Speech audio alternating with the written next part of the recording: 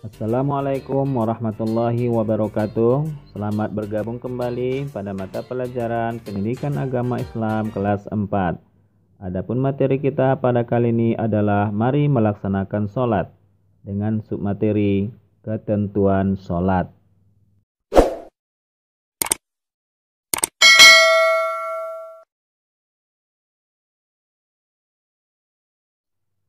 Nabi Muhammad SAW bersabda, "Salat adalah tiang agama. Siapa yang selalu melaksanakan salat, maka ia telah menguatkan agamanya. Dan siapa yang meninggalkan salat, maka ia telah meruntuhkan agamanya." Salat adalah pembeda antara seorang muslim, orang beriman dengan orang kafir. Demikian hadis Rasulullah SAW menjelaskan. Allah Subhanahu wa taala berfirman dalam surah Al-Baqarah ayat 43. A'udzu billahi minasy syaithanir rajim. Bismillahirrahmanirrahim. Wa aqimus salata wa atuz zakata warka'u ma'ar raki'in. Artinya, dan dirikanlah salat, tunaikan zakat, dan rukunlah bersama orang-orang yang ruku'. Sebagai umat Islam, kita diwajibkan melaksanakan sholat 5 kali dalam sehari semalam yang disebut dengan sholat fardu, yaitu sholat subuh 2 rakaat, sholat zuhur 4 rakaat, sholat asar 4 rakaat, sholat maghrib 3 rakaat, dan sholat isya 4 rakaat. Nah, sekarang kita bahas mengenai pengertian sholat. Sholat menurut bahasa berarti doa, sedangkan menurut istilah, sholat yaitu perbuatan yang diawali dengan takbiratul ihram dan diakhiri dengan salam sesuai dengan syarat dan rukunnya. Berikutnya adalah syarat wajib sholat.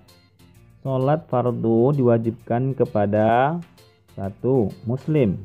Setiap orang Islam wajib melaksanakan sholat. Kemudian yang kedua, berakal. Orang yang berakal dan Islam maka wajib melaksanakan sholat. Kemudian yang ketiga, balik. Balik artinya telah sampai umur, dibebankannya kewajiban kepadanya. Jadi orang Islam berakal dan balik maka kepadanya diwajibkan melaksanakan sholat fardu. Berikutnya syarat sah sholat. Adapun syarat sahnya sholat yaitu 1. Suci dari haid dan nifas. 2. Dalam keadaan sadar, tidak mabuk atau gila. 3. Menutup aurat. 4. Menghadap kiblat. Dan 5. Pada waktu sholat. Nah, berikut adalah rukun sholat. Rukun sholat ada 13. Yang pertama, niat. Niat boleh dilapazkan dan juga boleh dalam hati. Sesuaikan niat dengan sholat yang dilaksanakan. Yang kedua, berdiri menghadap kiblat. Ketiga, takbiratul ihram dengan membaca Allahu Akbar. Allahu Akbar. 4. Membaca surah Al-Fatihah.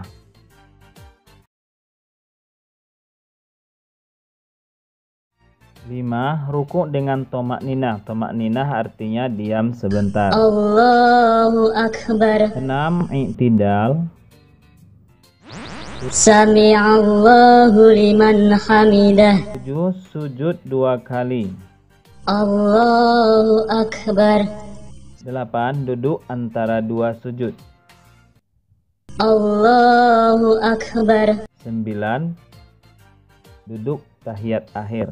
Allahu Akbar. Lalu yang ke-10, membaca bacaan tasyahud akhir.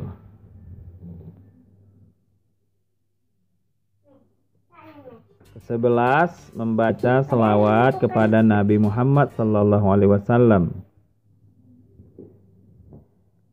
12, salam dengan menoleh ke kanan dan ke kiri. Assalamualaikum warahmatullahi wabarakatuh. Assalamualaikum warahmatullahi wabarakatuh. Dan 13 terakhir adalah tertib, artinya menertibkan pelaksanaan rukun sesuai dengan urutannya masing-masing. Berikut adalah sunnah dalam sholat. Sunnah-sunnah sholat yang perlu kamu ketahui adalah sebagai berikut. Yang pertama, sunnah-sunnah sholat berupa perbuatan atau sunnah fi'liyah. Sunnah sholat dalam bentuk perbuatan adalah sebagai berikut. Mengangkat kedua tangan sampai sejajar dengan daun telinga ketika takbiratul ihram, akan ruku dan bangkit dari ruku. Berikutnya, meletakkan tangan kanan di atas punggung atau pergelangan tangan kiri. Keduanya diletakkan di bawah dada atau di antara dada dengan pusat. Kemudian, mengarahkan pandangan mata ke arah tempat sujud. Diam sejenak sebelum dan sesudah membaca surah Al-Fatihah. Pada saat sholat berjamaah, makmum hendaknya mendengarkan bacaan imam. Bersikap lurus pada saat ruku dan sujud.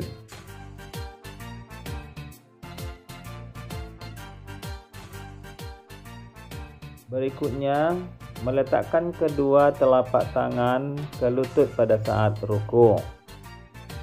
Kemudian menempelkan atau meletakkan 7 anggota tubuh pada saat sujud, yaitu kepala, kedua tangan, kedua lutut, dan kedua kaki. Kemudian meletakkan telapak tangan di tempat sujud pada saat akan bangkit dari sujud. Duduk sebentar setelah sujud pada rakaat pertama dan ketiga dan meletakkan tangan ke lantai saat akan berdiri ke rakaat berikutnya. Kemudian duduk iftirashi pada saat duduk antara dua sujud dan tasyahud awal. Kemudian yang kedua adalah sunnah-sunnah salat berupa bacaan atau sunnah qauliyah.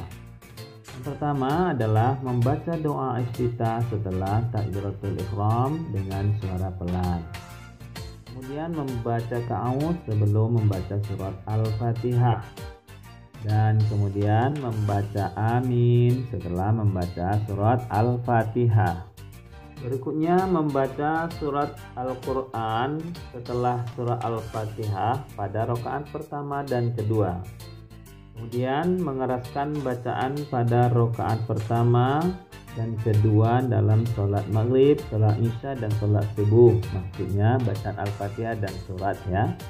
Kemudian membaca takbir pada saat akan ruku, akan sujud, bangkit dari sujud. Berikutnya membaca Sami Allahu liman hamidah saat bangkit dari ruku. Kemudian membaca Rabbana lakal hamdu dan seterusnya pada saat i'tidal. Kemudian membaca Rabbighfirli warhamni dan seterusnya pada saat duduk antara dua sujud. Kemudian membaca salam kedua sambil menoleh ke kiri. Hal-hal yang membatalkan sholat. Pertama, melakukan banyak gerakan di luar gerakan sholat. Berikut, dengan sengaja berkata-kata yang bukan perkataan sholat. Kemudian, makan dan minum disengaja. Lalu, meninggalkan salah satu rukun sholat dikarenakan tidak khusyuk dan lain-lain. Dan terakhir adalah meninggalkan salah satu syarat sahnya sholat seperti batal wudhu, aurat terbuka, dan lain-lain. Nah, anak-anak, demikian pembahasan materi kita kali ini tentang ketentuan sholat. Semoga anak-anak dapat memahaminya ya. Demikian, sampai jumpa. Wassalamualaikum warahmatullahi wabarakatuh.